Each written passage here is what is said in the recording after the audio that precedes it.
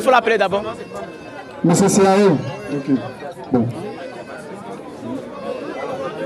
Voilà. Tu vas poser ta question, mon frère. On va prendre le temps pour bien t'écouter. Voilà, à son tour, si tu fais pareil. Ok, on est d'accord? Ok, bonsoir monsieur. Bonsoir. Je suis CAE à l'état civil. J'ai quelques questions pour vous. Et ici, je veux des réponses uniquement. C'est bon? Ok. Dans un premier temps, je veux savoir quelle est la mission de Jésus sur cette terre et qu'il a été envoyé par Dieu. Première question.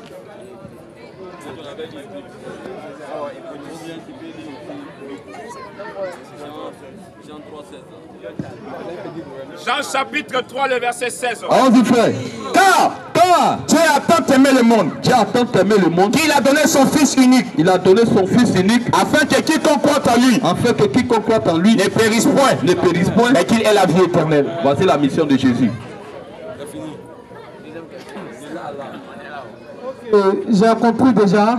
Maintenant, je demande, est-ce que Jésus n'a pas été envoyé pour sauver les Israélites de la main du Pharaon, le roi d'Égypte?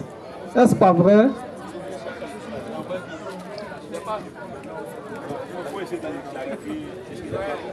Frère, je ne sais pas, c'est Moïse que Dieu a envoyé en Égypte pour libérer le peuple de Dieu sous le joug de Pharaon. Donc il faut reformuler ta question là. Bon, d'accord. Je laisse ce côté, comme tu réponds. Bon, ce que je veux savoir maintenant, Abraham, dans le livre, il est explicite que l'homme ne peut pas voir Dieu et vivre. Et quand Moïse et ses frères étaient ensemble, Dieu disait à Moïse que l'homme ne peut pas me voir et vivre. Mais Dieu lui a montré quelque chose quand il a fait face à ses frères. Son visage tout d'un coup a changé et ils ne l'ont pas reconnu. Vous voyez? Mais de notre côté de la Bible encore, on nous dit Abraham a vu Dieu. Vous voyez? Donc moi je suis confus. Merci. Ok frère. Quand on dit Dieu, dans sa nature,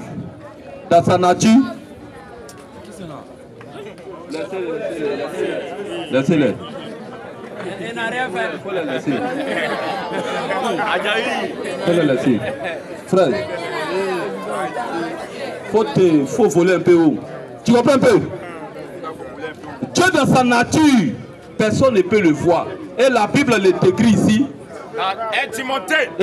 Écoute ce qu'un Timothée dit. 1 Timothée 6. 1 Timothée 6, le verset 16. Alors dit frère, qui seul, Dieu là, qui seul possède l'immortalité. Il possède l'immortalité. Qui habite une lumière. Il habite une lumière inaccessible. Dieu habite une lumière inaccessible. Dieu habite une lumière inaccessible. Inaccessible. C'est pas, tu ne peux pas avoir accès à ça. Dans cette position. Dans cette position, la personne ne peut le voir. Et il dit quoi? Que nul homme n'a vu. Nul homme n'a vu. Ni ne peut voir. Donc, dans cette dimension-là, Abraham ne l'a pas vu. Tu comprends un peu?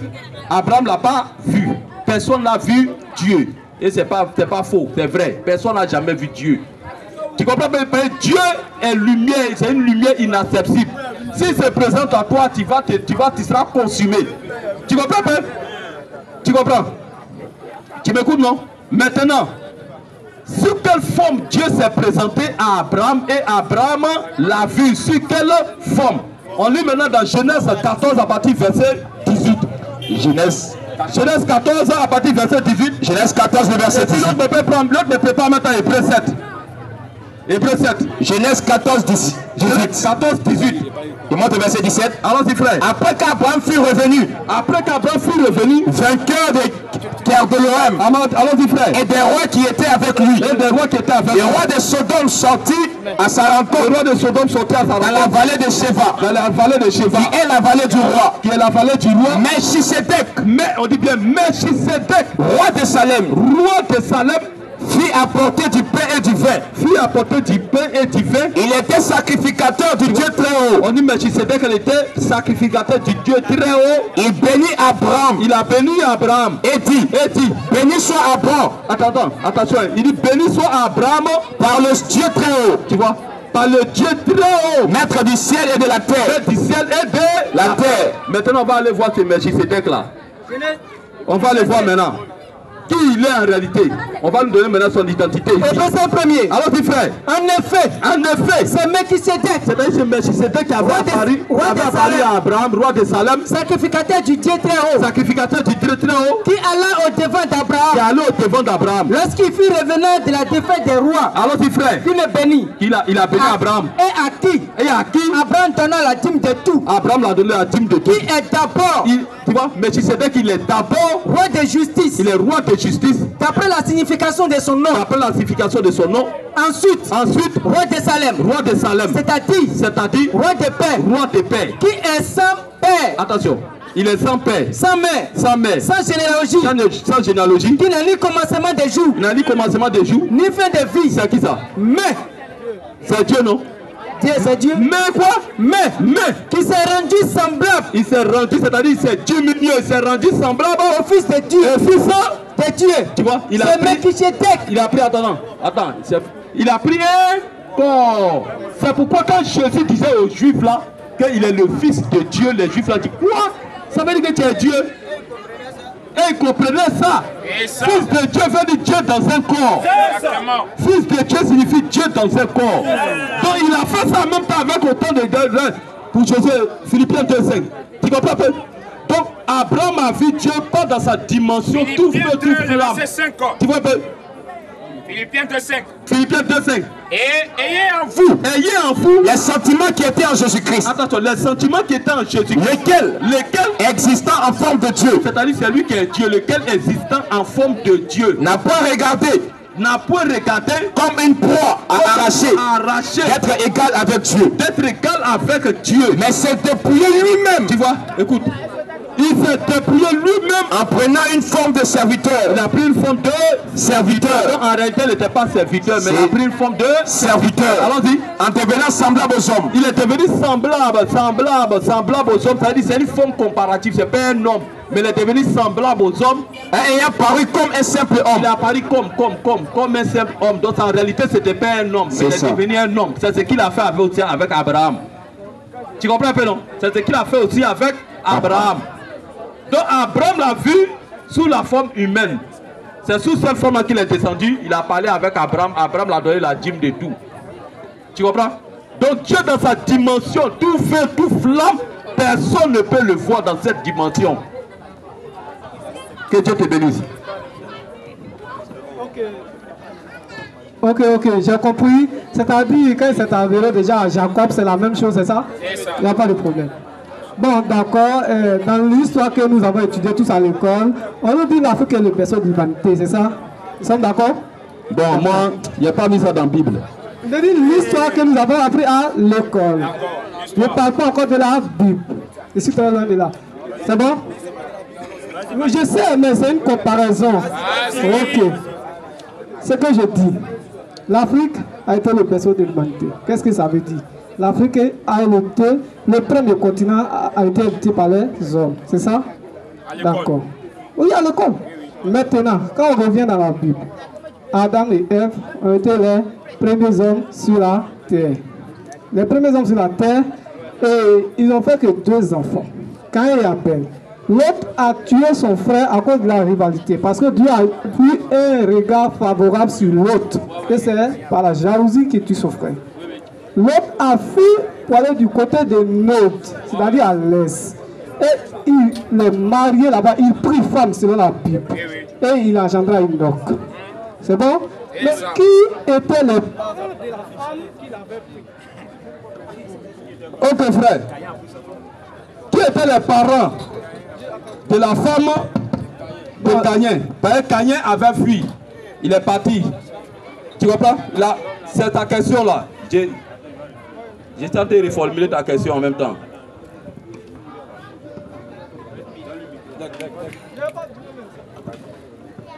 Ok, on va sur la même dimension. Hein.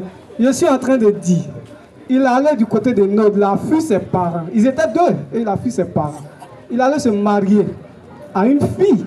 Mais qui sont ses parents? Il y avait d'autres personnes là-bas et c'était comment? Voilà, je vais... Ok frère. Écoute-moi très bien frère. Adam là. Adam et Ève. Caïn et Abel n'étaient pas les seuls enfants d'Adam et Ève. Je vais rentrer dans les Écritures. Dans la Bible, là, tu vas remarquer que dans le jardin d'Éden, Dieu a dit, multipliez-vous et remplissez la terre. Alors qu'il y avait une femme et puis un homme. Ils ont fait deux enfants garçons. Tu comprends pas, non? Ils ont fait deux enfants garçons. Maintenant, si Dieu ne laisse pas, il n'y a pas d'autres personnes. À part eux, il n'y avait pas d'autres personnes. Retiens ça, écoute-moi très bien. Il n'y avait pas d'autres personnes. Donc, en ce temps-là, à leur temps-là, l'homme pouvait marier sa soeur. Abraham a marié sa soeur, Sarah. C'était sa soeur. Tu comprends? Parce qu'en ce temps, Dieu n'avait pas encore donné la loi. La loi, cette loi qui interdisait à l'homme de marier sa soeur, n'existait pas encore. Tu comprends un peu? C'est lorsque les gens ont rempli la terre et que Dieu commence à donner maintenant la loi à Moïse pour interdire ça. Pour interdire ça. Donc Caïn avait marié sa soeur. C'est sa soeur que Caïn a marié sa soeur. Alors dit... Comment d'abord dans Genèse 3? On va voir la généalogie de... Allons directement à la généalogie de... Genèse 5. Allons-y frère. Voici le livre de la prospérité d'Adam. Voici, on va citer les noms des enfants d'Adam. Parce qu'elle retient très bien.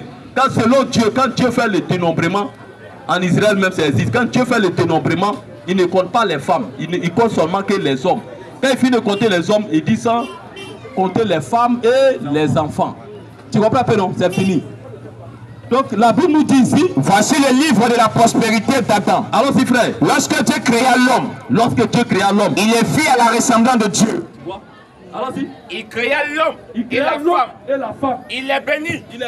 Et il les appela du nom d'homme. Lorsqu'il fut créé, Allons-y frère. Adam âgé de 130 ans, Adam âgé de 133. engendra un fils à sa ressemblance. Allons-y frère. Selon son image. Et il lui donna le nom de Seth.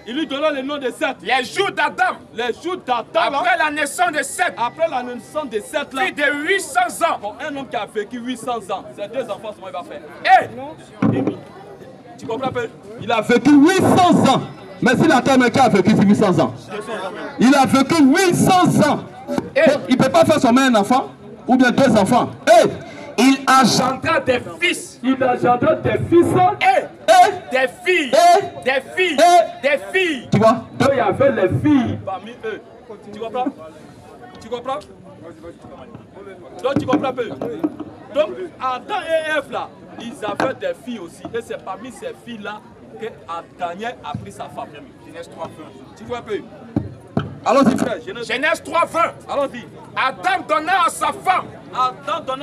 Le nom de Ève. Car elle a été la mère de tous les vivants. Elle a été quoi? La mère de tous les vivants. Elle a été quoi? La mère de tous les vivants. Tu vois? Elle était la mère de tous les vivants. Donc les parents de la femme de Caïn, c'est Adam et Ève. Tu comprends? Tu comprends un peu? Donc Caïn a marié sa soeur. Donc c'est à partir de Moïse, dans le livre de Exode, Lévitique. Lévitique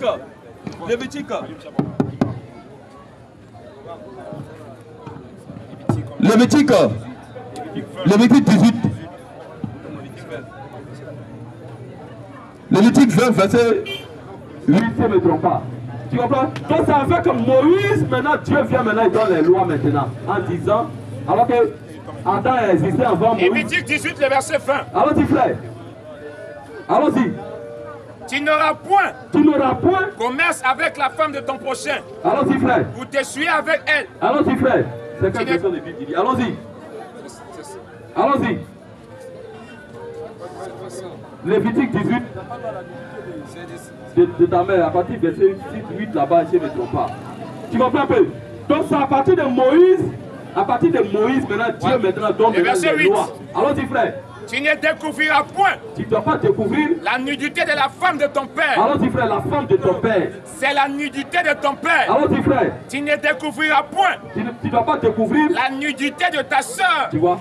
C'est là que Dieu interdit. Tu ne dois pas découvrir la nudité de ta soeur.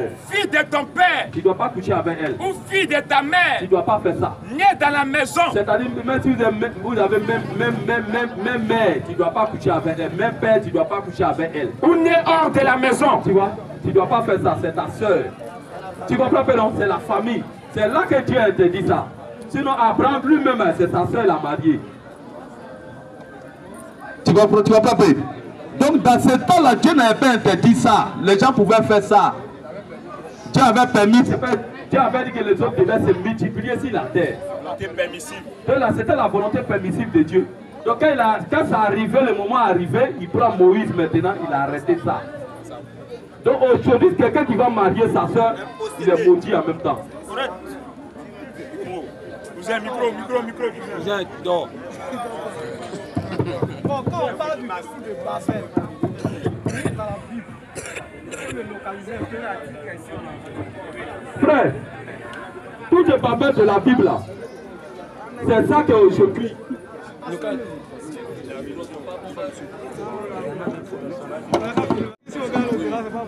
La tour de Babel là, aujourd'hui là, c'est la religion. Grande confusion. C'est la religion qui est la tour de Babel. Tu vas remarquer la tour de Babel là, les gens, le but pour lequel ils construisaient cette tour là, c'était pour aller voir Dieu. Tu vois un peu? Donc c'est l'image des gens qui vont observer des rites religieux, c'est-à-dire je ne fume pas, je ne bois pas, je ne cours pas après les femmes. Écoutez! Je prie avec chapelet, je prie avec bougie, je observe tous ces rites, le but de plaire à Dieu. Oh, le christianisme, c'est le faux de Dieu vers l'homme. Tu comprends? Comme dans les jardins d'Éden, lorsque Adam et Ève ont péché, la Bible dit qu'ils sont allés se cacher. Et Dieu descend. Il dit, Adam, où es-tu? Est-ce que Adam a cherché Dieu? C'est Dieu lui-même qui est descendu pour commencer à chercher Adam. Donc c'est la même chose. Le christianisme, c'est Dieu qui se déplace de son trône. Il descend sur la terre. Il vient s'offrir à la croix pour nous à nos places. C'est pas nous, on a dit que Dieu faut envoyer ton fils pour venir mourir. Oh non. C'est pas nous. Tu comprends un peu? Mais c'est Dieu lui-même qui a décidé de venir sur terre, prendre un corps, mourir à nos places à la croix. Donc le christianisme, ce n'est pas une religion. Le christianisme, c'est une vie. Et c'est la vie de Dieu. C'est la vie de Christ. C'est pourquoi Paul pouvait dire, si je vis, ce n'est plus moi qui vis, mais c'est Christ qui vit en moi. Voilà le christianisme. Donc la religion, c'est ça la tour de Babel. Ok, la dernière question.